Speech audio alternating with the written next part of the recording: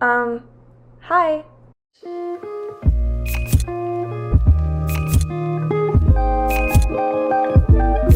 Alright, hello guys, welcome back to my channel. If you're brand new here, my name is Nikki and this is my book nook, and today we are here to continue on our journey through the Boys of Tommen series. I've said it once, I'll say it a million times, my 2024 is going to be consumed by this series. I think beyond, honestly, because it's just already implanted its place in my brain, in my heart. I have not thought about these characters for a single day so far this entire year. And we're already like a quarter of the way through, which makes me sick to my stomach, but regardless, guys, today we are specifically here to talk about Saving Six and Redeeming Six, which is Joey and Epha's story in this series. I will give a very quick rundown if you are here and you're like, what is Boys of Tommen? What is this series? Basically, the kind of best way to explain it is this series follows this family called the Lynch family, and it also just generally follows these boys that are rugby players at this college called Tommen College in Ireland in the early 2000s. So basically the Lynch family is a very rough family. It's a very rough situation. The father in the family is a raging alcoholic. He is very abusive. They have, I think, 5 kids in the family. It's just a hot mess. But the two kind of main characters from that family that we follow are Shannon and Joey. So the first 2 books in this series are about Shannon and this boy named Johnny Kavanagh. So Shannon has basically been, you know, had a horrible time at home her entire life, but her life has not been any better when she's at school. She's been horribly bullied the entire time she's been going to school, and basically Binding 13 starts with it just getting to the point that she cannot go to public school anymore, so she's going to go to this elite private college, kind of the next town over from where they live, called Tommen College, and she's hoping to kind of like start over there. So that is where she meets Johnny Kavanagh, who is this star rugby player, and this is their story. But all throughout this book, we meet Joey, who is her older brother. We see him, we love him. The second this man was introduced, I was like, there's something about you. Like, you could just tell Joey, you love him instantly. Like, he's really put in a tough situation within this family where he is kind of the older brother figure. They have an older brother that is no longer living with them, and Joey has really had to take the brunt of everything in this family from a very young age. Yes, like his father, he's kind of had to be the protector for the mother, his younger siblings, against their horrible father, but also like he's been working as young as he can to help pay the bills. Like, Joey just kind of keeps everything together, makes everyone feel safe, and you just love him. He's a character that you're like, oh, Joey, he's the greatest. But after this series, after these first 2 books in this series, we move into what is actually Joey's point of view. And it's interesting the way the series is structured, because this series, I keep calling them series because I feel like they're separate, but like they're all together. It's kind of like a universe. So this sort of duet, Shannon's duet, you know, you see sort of the main story. You see, like I said, Shannon starting at Tommen College. You see Joey and you see his girlfriend Epha throughout this book, or these 2 books, but then you move into Saving Six and Redeeming Six, and you actually go back in time once you get to these 2 books. So it's much earlier, I think about 5 years before those 2 books. So you know already going into these books that Joey and Epha are together within the Keeping 13, Binding 13 sort of story. But yeah, you go back to the beginning, you see them meet for the first time, and then you get to see their story leading up to the events of Binding 13, where it all begins, and then you get to see Joey's point of view throughout those 2 books, and then even a little bit beyond. So it's very interesting the way that it's structured. I don't know that I've ever read anything quite like this. The only thing I can really think to compare it to is the Magnolia Parks universe by Jessa Hastings. You will know if you've read that series that it kind of like is the same thing, where it's like you'll read sort of the same story, the same timeline, you know, once or twice. You'll read it from all these different people's points of view, and like as you get the other points of view, like it really builds a picture. You understand the full story. Like, there will be moments where characters leave in one version, and then you'll go to the next book and you'll see where they were during that time. So I loved the structure of Magnolia Park. So whenever I started reading this series and realized that this was kind of a similar situation, I just ate it up. I just love when authors can do something like this. It just creates such a full, like, beautiful, complex story with so many characters. Like, when you get inside so many different characters' heads and see all the different points of views, like, you just love them all by the end of the story. It's like such a found family situation. So Yeah, anyways, that is the brief overview of Boys of Tommen. But yes, in this video, we're specifically talking about saving 6 and redeeming 6. I will just say I'm going to be giving full-blown spoilers in this video. I want to be able to just talk about it, rant, ramble, rave about this series, and I don't want to feel like I'm like walking on eggshells. So if you haven't yet read these books, I don't recommend watching this video unless you want it spoiled, and we don't want that. I'm just gonna tell you right away to go and read them, and then you can come back and enjoy this. But anyways, this is your fair warning. Yeah, so saving 6, redeeming 6. I knew. I loved Binding 13 and Keeping 13. Obviously, I raved about them, but I just knew going into Joey's story that these were just gonna hit a little bit differently. Joey was a character right when we met him. I'm just like, I have a feeling I'm gonna have a soft spot for him. It's so interesting when you're reading Binding 13 and Keeping 13. It's obviously from Shannon's point of view, and you're seeing the sort of Lynch family situation through her eyes. And she is this, you know, young, small, frail girl, and she can't protect herself. She can't defend herself. If her dad is like on one of his, you know, rough days, then she's in trouble. And so you really see Joey as this like protector sort of figure. And anytime like she would walk into the house and she would mention that Joey is there, you just like breathe a sigh of relief. You're like, okay, it's gonna be okay if anything happens, like he can look out for her. But, you know, seeing him that way, it's so interesting kind of moving into his point of view, because obviously he is, you know, the older brother in this situation. He is gonna protect his siblings, he's gonna protect his mom, but you never like think about these characters kind of normally if you're not seeing things from their point of view. Like, yes, it seems obvious that he would do that, but it takes a toll. Like, there's a lot going on inside of his head. Like, everybody has a breaking point and everybody, you know, can put up a front, but when you're just beaten down over and over, both physically and mentally, it's going to be taxing, and eventually you're gonna break, you're gonna get tired. And we really kind of get to see that side of Joey. You get to see how he's been working from such a young age, how he's been dealing with his father, how he's just felt so lost and just feeling like he's never gonna kind of escape this crappy situation that he's been dealt with, because,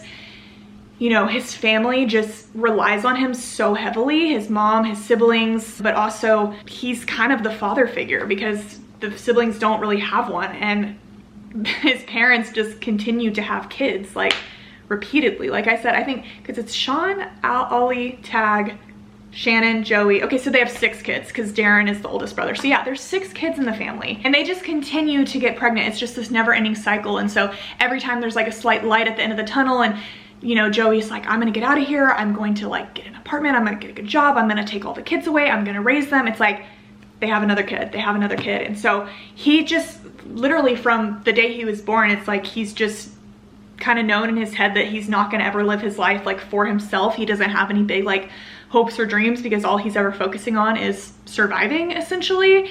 And yeah, so we get to kind of go back to the beginning, not the beginning, but early on in Joey's story, where he starts at the Ballylegan Community School, and I think you're about 12 when you start. I feel like that's, yeah, because he always mentions he was 12 when him and Epha met. So yeah, he's about 12, starting school. It's like the first day, and Darren is dropping him off. So it's so interesting getting to see Darren and Joey having like an actual sort of like loving, brotherly like relationship, because we know from Keeping 13 that now they have practically no relationship. Ever since Darren left, Joey pretty much hates his guts, has never forgiven him. And you know, it's mentioned, like Shannon kind of talks about in her little monologues about how Darren was, you know, meant so much to them, and they were all so close, and he cared so much about them, and they miss him so much, and they wonder where he is. But it was so interesting to get to actually see that, and get to actually see that kind of brotherly bond between the two of them, and you really got to see how much like Darren meant to Joey. And so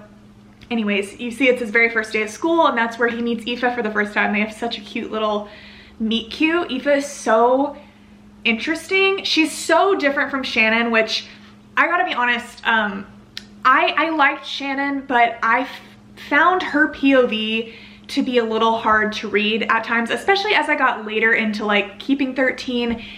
It was just very kind of exhausting being in her head. And I say that with all the peace and love in the world. I think the inside of her head makes perfect sense for who she is and her life situation, but again, she's just this very small, you know, girl that's in a horrible family situation, and she's just been raised to be so kind of scared all the time and insecure and just worrying and just not believing she can be loved, and there's so much to it. And again, it makes total sense, but after a while it's kind of hard to just be in her head where she's constantly like second guessing everything, and she like doesn't want to impose, and she's just being like so overly polite.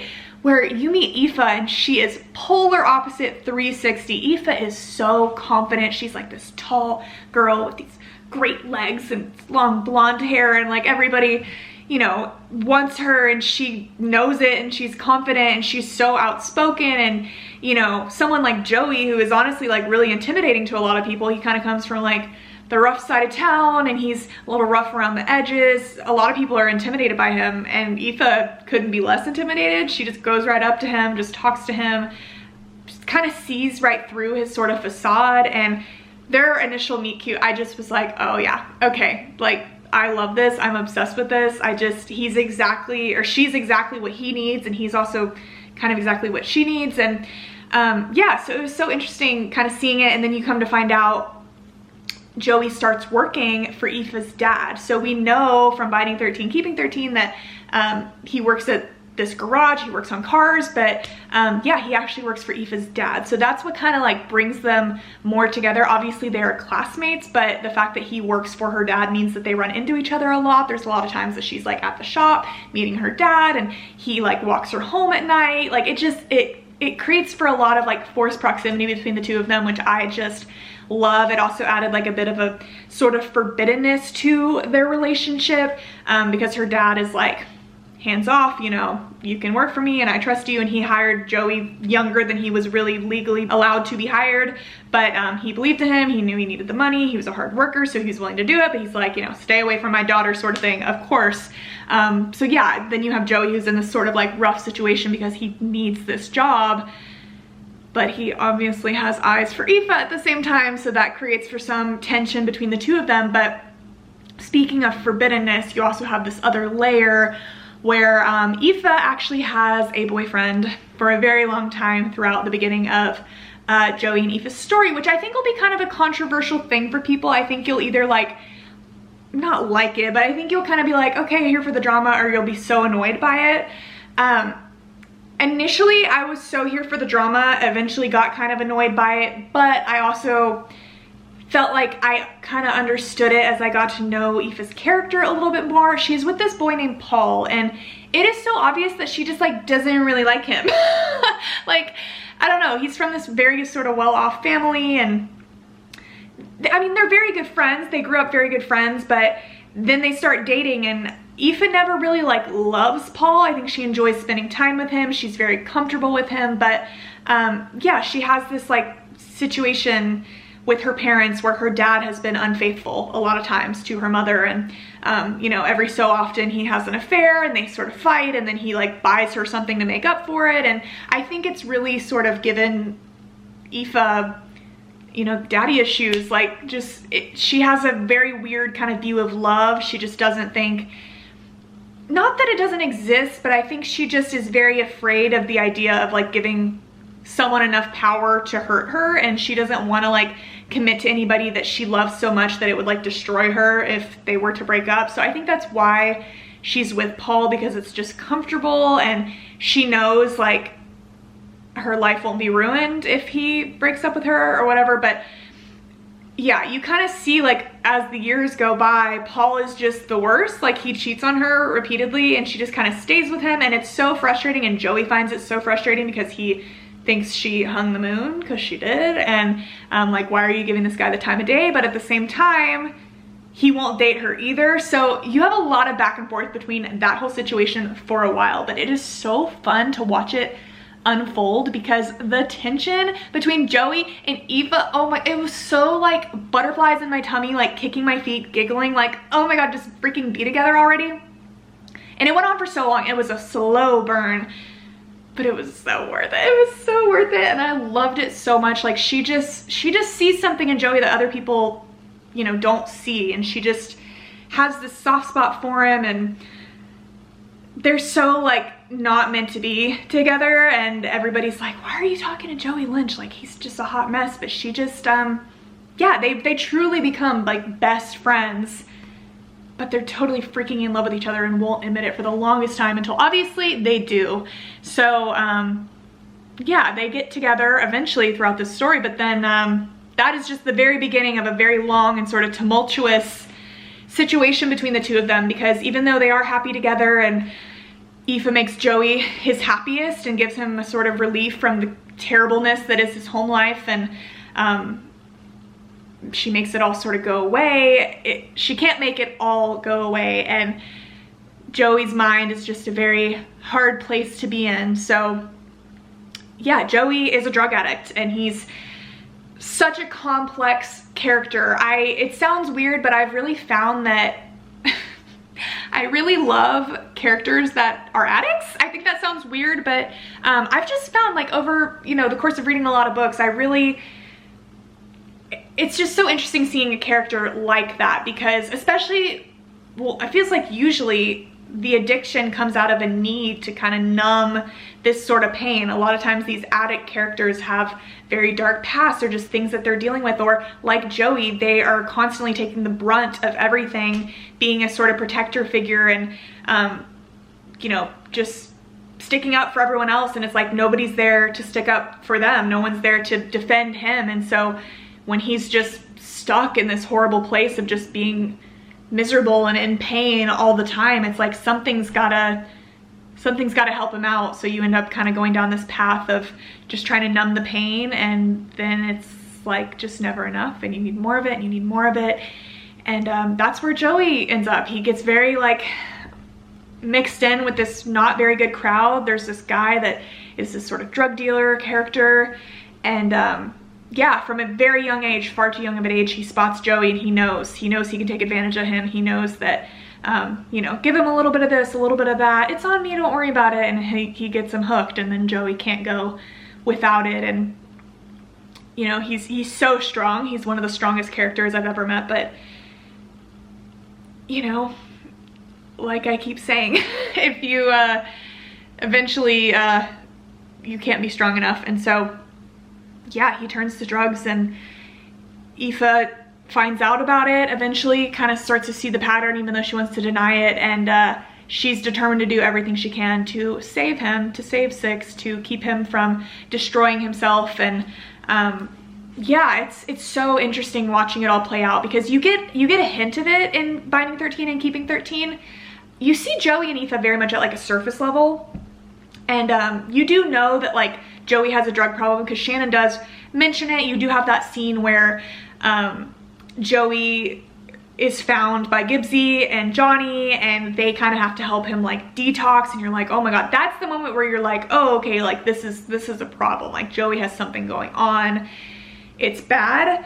But again, it doesn't really go into detail, and then you kind of see the moment where he comes home, and you know, Darren's like, oh, you're high again, like whatever. So you get to see it, but you really get to see like the nitty gritty, dirty depths of it in this story, and just his thought process and how it is so hard for him, and he wants so badly to be good, and he doesn't want to need to do this. And Epha has helped him so much with not needing, you know, that constant sort of like release, because she's there for him, and he can go to her now, and you know, instead of like turning to drugs, he can go to her and just talk about his feelings, and she can be there to support him, but she can only do so much, and their family situation just continues to get worse and worse and worse, and it's just this constant battle of like, he wants to be good for her, he wants to be there for her, but family is just driving him to the point of wanting to do very bad things, to not even be here at times. And it breaks my freaking heart, because he just deserves the world. I don't know if I've ever wanted to hug a character so much. Like Joey Lynch just needs a freaking hug so badly. It breaks my heart. But yeah, this whole story is kind of his like battle with addiction, and her trying to help him, and him relapsing and going back and forth, and you know, kind of just going through all the phases of like denial, like, no, I'm not an addict, like it's fine, I've got it under control, and then kind of accepting that he doesn't have it under control, but thinking, you know, okay, I can't cut cold turkey, but maybe I can just do it here and there just to like keep me balanced, and then realizing that's not going to work either, and just so much to it. And then everything just gets amplified and intensified times a million when because a big part also of like what stems from his sort of internal battle is he hates his father more than anyone in the world. Like, he is really the cause of so much of Joey's torment, yet, and he's constantly defending everybody from his father, yet everybody is telling him every 5 minutes that he is just like his father, and that, oh, you look just like him, you are just like him, you're the same. His father is addicted to alcohol, but Joey's addicted to stuff that is arguably far worse. And it's just like this idea that he's becoming the person that he hates the most, and he can't control the way he looks. He can't control the fact that he looks just like his dad, and everybody, like, nobody will let him forget that. And so that is like a big driver for just his addiction and his needing to get out of his head. And everything just gets so intensified whenever he truly feels he's becoming his father, whenever Epha ends up getting pregnant. And I have to say, maybe I'm so silly and dumb, I didn't know that was gonna happen.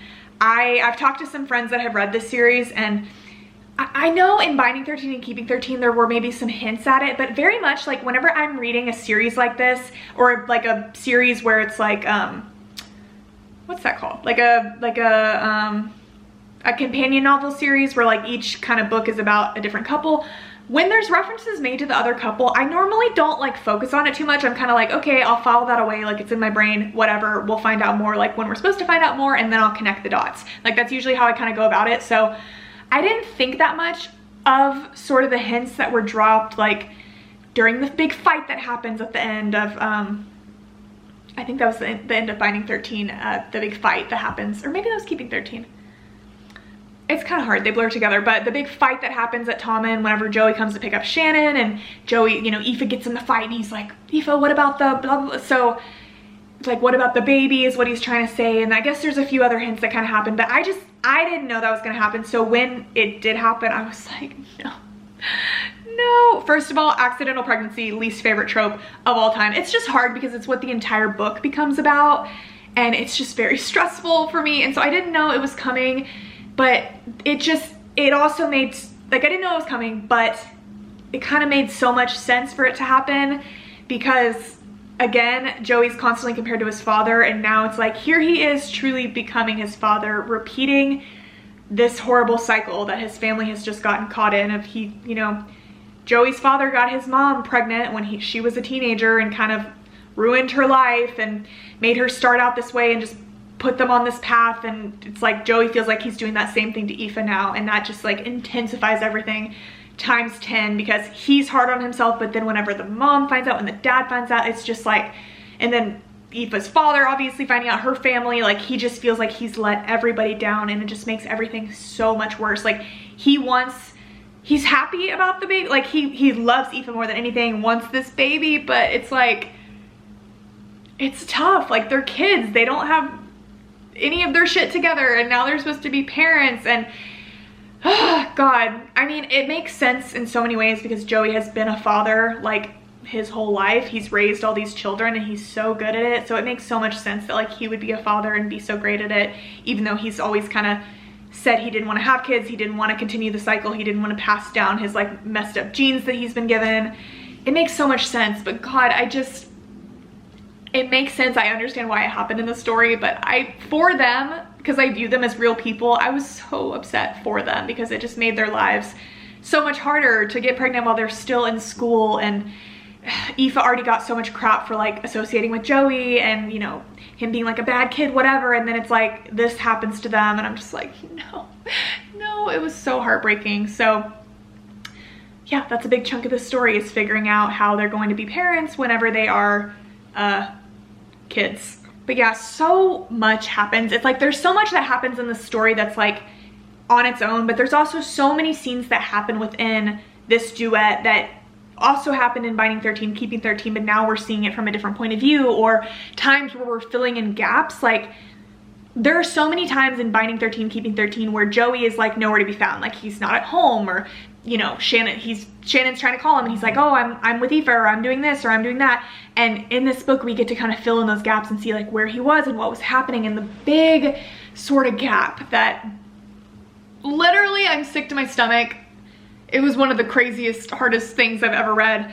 The gap where Joey leaves Shannon at Johnny Kavanaugh's house, and asks him to look after her, and he's like, can you do that? And Johnny's like, of course, yes I can. And he kind of disappears for a while and we don't know where he is. And then he comes back and he's like, you can tell he's very sort of somber, and he's like, I'm taking Shannon, like we're leaving, like no questions about it, we're leaving now. And I remember thinking like, that seemed kind of out of character for Joey, right? Like I was like, what happened?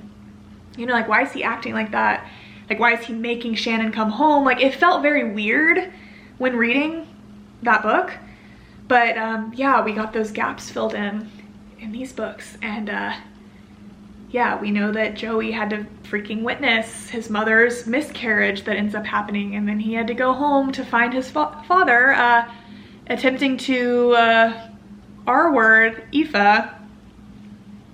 That scene made me sick to my freaking stomach. Teddy Lynch is just like the worst person to ever exist, the worst character. I don't think I've ever hated someone more. He's just vile and disgusting and horrible. And yeah, Joey had to come home to that horrible scene.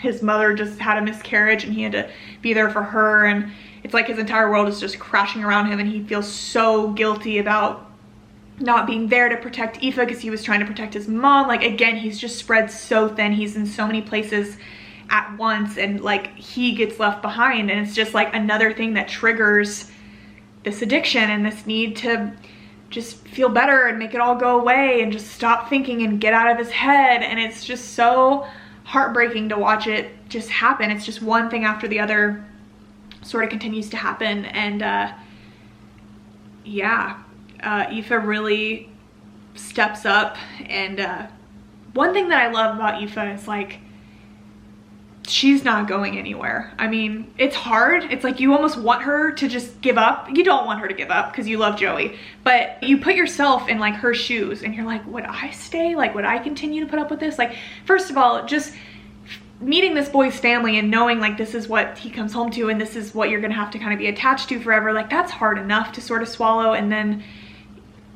coming to find out he has this just horrible addiction that he cannot kick, and he's going to disappoint her like time and time again. It's going to happen, and every single time she's gonna forgive him. Like he's gonna push her away at all costs. It happens so many times where he's just like, I'm no good for you, let me go. Like says awful things to her, makes her think that he doesn't care about her. Just he'll say it quickly because he wants her to leave, he wants what's best for her, but he can't, you know, hold on to that because she's gonna, the second she's gonna be like, Joey, come on, he's gonna break because he wants her, he loves her, he wants to be with her, but he just knows he's no good for her. And she just, no matter what he does, like she will not give up on him. She will not let him go. She's not going to let him die, let him essentially sort of kill himself with what he's doing. Like she just cares too much about him, and she sees the best in him, and she wants the best for him, and she wants to be there with him the whole way. So it's a very beautiful thing to see him have somebody. Like she truly is his entire world. And yeah, it's a big long roller coaster that happens. And from reading Binding 13, Keeping 13, we end up, you know, knowing what happens with the fire at the end of the story and what ultimately sort of happens to Teddy and Marie Lynch. But what we don't know from Binding 13, Keeping 13, sorry, I keep saying both books because again, they're just like, it's like one big book in my head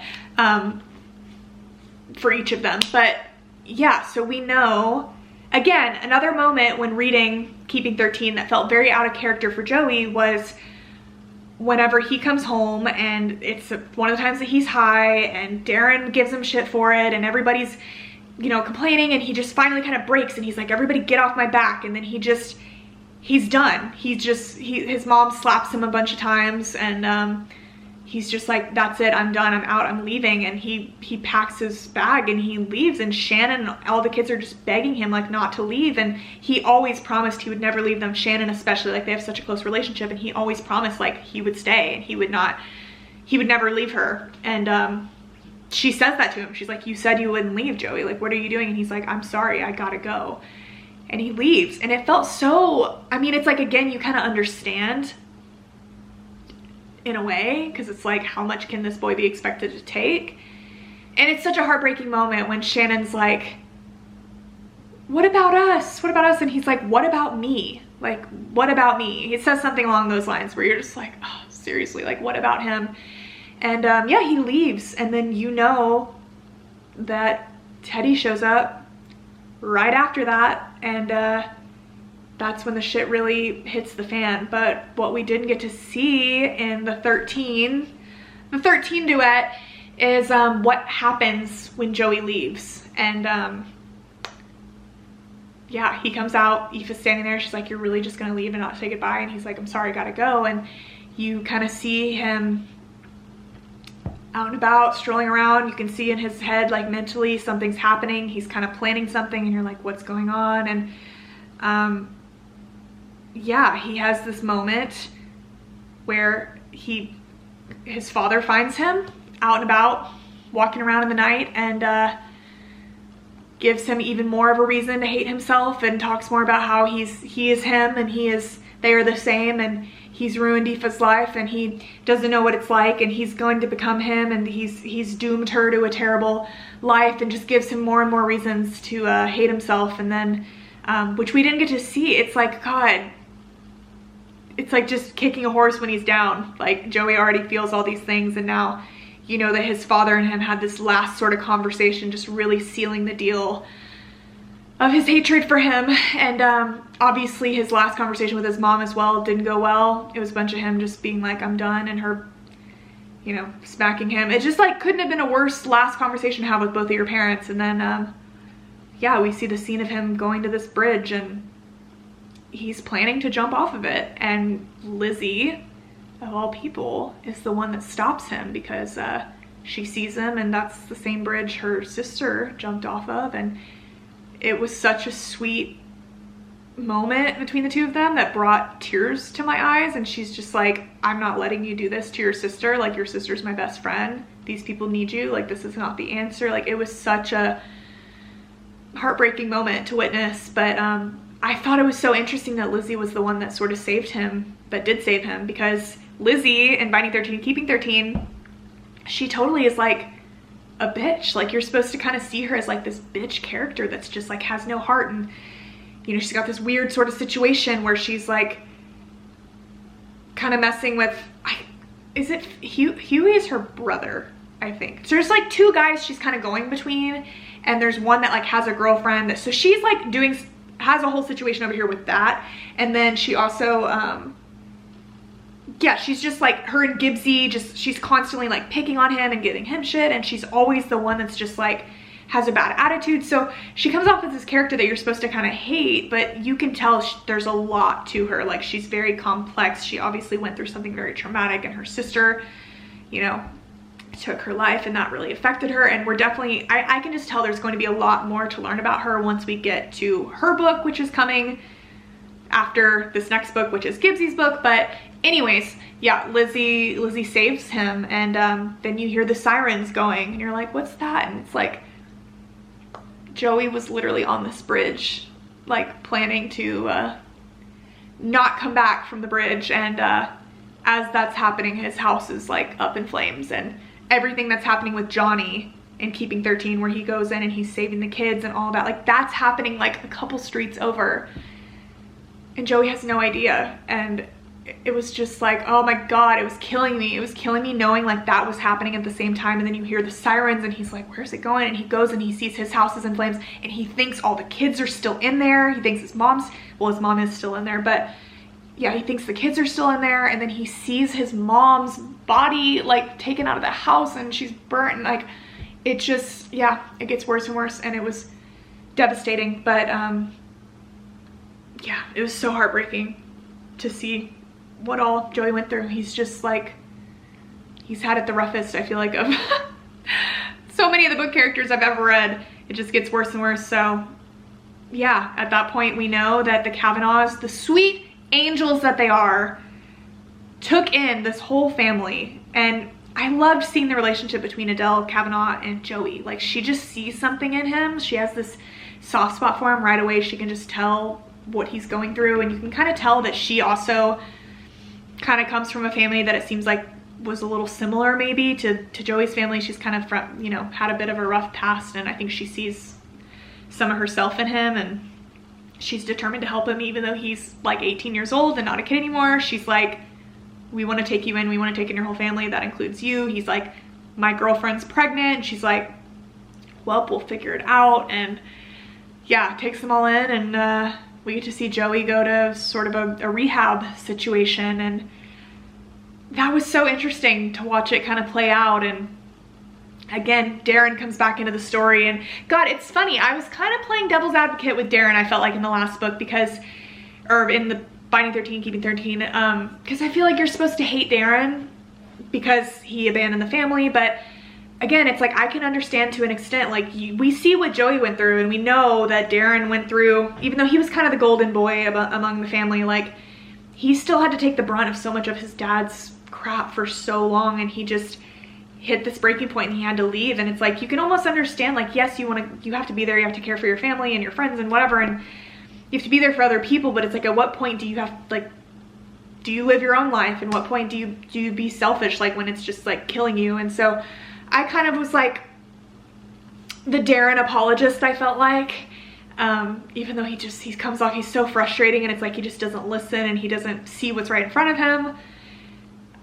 But God, this book just gave me more of a reason to freaking hate him. He was so annoying, trying to like parent Joey and trying to get involved with his treatment, and not trusting him when he hasn't been around for so long and doesn't even know him anymore. It's like, I think he had all the best intentions, but it was so frustrating watching Darren, you know, the battle between like him and Joey and the Kavanaughs and all of that. It's just like him showing up and trying to act like he's been a part of this family when he hasn't been here for so long. It's just so frustrating. But yeah, Joey obviously got through it, made it out.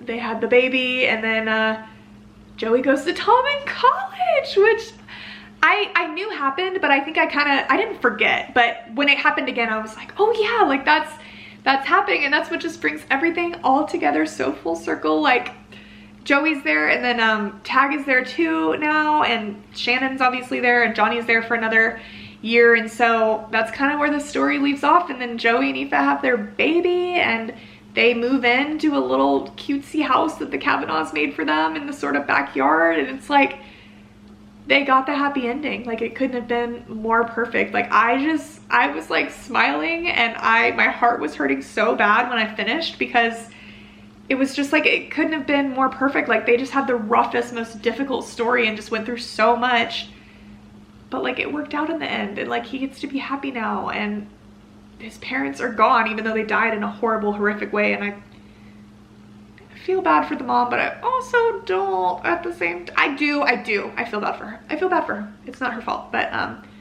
it's very hard watching her actions throughout this series. But yeah. Anyways, this was me rambling for like 30 minutes. I adored this series. Joey Lynch is like, I think he's my number one. I think he's my number one book boyfriend as of right now, probably forever. I'm so excited because I really think we're gonna get to see more of him as we go into Gibbsy's book, which that's a whole nother thing to talk about. We got to see so much of Gibbsy in this sort of duet. So many moments that happened between him, Epha, and Joey that were just separate from the Binding 13, Keeping 13, you know, books. And Gibbsy, you come to find out, like, he helps out Epha a lot. Like, he gives Epha money to pay off Joey's like drug dealer, and just helps them, and he's over here taking care of Joey, and he knows things that Johnny doesn't know, Shannon doesn't know. And yeah, Gibbsy's an interesting one. I'm very, very interested to see his story. His story is coming next. It comes out in like a few days actually, so I'm going to be first in line to get it. I have high expectations for it. I'm just not sure. It looks to be a lot thinner than these books, but also Saving Six looks really thin, and it's a very long book. So yeah, I hope we get some, like, I think we're gonna get some flashbacks. Obviously it's like his story with Claire, so I think we're gonna see, like, you know, them as kids, like when they're younger, when he first sort of realized he kind of loved her. And I hope we fill in some gaps of, like, sometimes in Binding 13 and Keeping 13 where, you know, Claire mentioned like, oh, me and Gibbsy were together last night, or oh, we did this or whatever, and it's like, wait, but what happened? Like, what did you do? Like, why were you guys together? Like, you know, I'm just very interested to see their whole story sort of play out, and what happens. And Gibbsy is an interesting character because he is that like funny guy. He's sort of the class clown, so you just never know like how it's going to come across, how it's going to transition from, you know, the funny side character that offers like the comic relief and kind of comes in and spurts, and like, Gibbsy is great. Like, you love Gibbsy throughout all of these books so far, but it'll be very interesting to get inside of his head and to kind of see, you know, is he the funny guy because he's sort of like using humor to like repress some other sort of emotions or things going on. I have a feeling there's going to be a lot more to him, and I want to learn more about kind of what happened with his family and his sort of situation with Lizzie. I think we'll probably see some of that because it'll lead into Lizzie's book, because we know Gibbsy only has one book, and then it'll be Lizzie's after that. Is Lizzie, I feel like it's Lizzie and Huey's book. Yeah, Huey's Claire's brother, right? I think that's right. There's a couple of characters, because there's like Huey and there's like Feely, and I kind of get them mixed up. But anyways, yeah, I think Lizzie and Huey are like together. Anyways, yeah, I'm just interested to see how it'll play out and what will come out of it, and I have high expectations for it. I hope I won't be disappointed. I don't think I will. I don't think it's possible, but yeah, I'm so excited for the way Redeeming Six ended off, because I think we're still gonna get to see Joey and Epha, like they're gonna be present in the story, because yeah, after such a long journey of seeing them, I'm like, wait, I'm not ready to let them go. And I'm never that person. Like, typically in a book, I'm kind of that person where my toxic personality trait is like, once the couple is together, I'm like, okay, I'm content. Like, I like a slow burn, but once they're together, I'm like, all right, like, story's over. Like, I don't need to see them date for like a million more chapters. But this whole, you know, it takes a while for Joey and Epha to get together, but they're together for the vast majority of this duet, and it's like, I kind of never wanted it to end. Like, once they had this house together, I'm like, okay, like, I want to see how it continues to go. Like, I want to see more of them. Like, I want bonus content, and I'm never that person. So that just tells you like how good of a job Miss Chloe Walsh did on this series and on these characters, because you just fall in love with them. And I just know by the time it ends, it's just going to be like one big happy found family, and it's going to be so hard to let it go. I am interested as well going into Gibbsy's book, just to see what it's like when we don't have the Lynch family as such a central part of this series, because pretty much every part that took place in the Lynch family home is just so dark and so heavy and so stressful, and it's so much of what the story is, but it's just it's a lot. It's taxing to read. Honestly, all of these books, I've really had to take my time with them. I kind of binged Binding 13, but the rest, like, I kind of took my time in reading, because it's just like, it's a lot. It's a lot of very difficult chapters to read. And so kind of interested to see what happens when we don't have so much of that like heaviness happening. But who knows, maybe there's a whole lot of other heaviness from other things happening with Gibbsy and yeah, with Claire. Who knows? Who knows? They both seem like sunshine, golden retriever sort of people, but maybe that can be deceiving. Who knows? Anyways, guys, that was my very rambly review slash just me talking about Saving Six, Redeeming Six. I would love to hear all of y'all's thoughts down below, and I will be back shortly once I finish Taming 7, and we can talk all about that in our Boys of Tommen era this year, and I think forever. So yeah, if you watched this far, thank you so much. I love you, and I'll talk to you very soon. Bye.